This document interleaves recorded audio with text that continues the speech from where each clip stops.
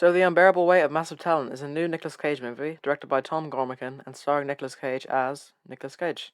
I only saw the film quite recently and I thought it was actually surprisingly good. I can't say that recent Nicolas Cage movies have been all that great. Pig is definitely the exception to that, which is brilliant for different reasons than most Cage movies. But other than that, I struggle to think of a great one in recent memory. Like, I doubt most people have ever heard of Prisoners of Ghostland or Willy's Wonderland, and if they have, it's probably because of how bad they are. But I would say this movie is actually a fair bit better than your average modern blockbuster.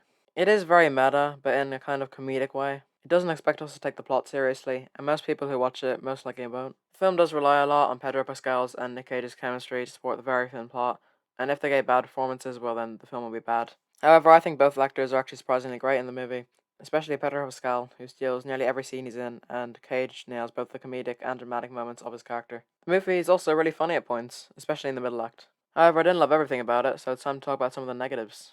To begin with, I think the villain is just fine. He's not awful, but he's in the standout, and whenever he's in a scene with either or two leads, he's instantly overshadowed. Also, while I like most of the performances, Sharon Horgan is pretty awful in the movie, if I'm gonna be honest.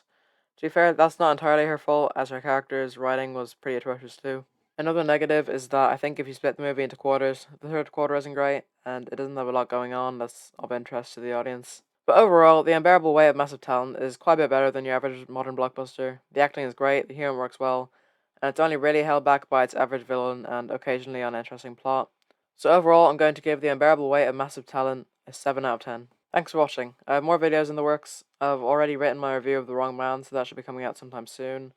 I'm also thinking of doing another video about some of the very worst John Travolta movies, so that should be coming soon enough. I'm still working on my video of The Terminator, but don't expect that anytime soon, as I've already written 10 pages of notes on it, and it's only on the first 24 minutes of the film.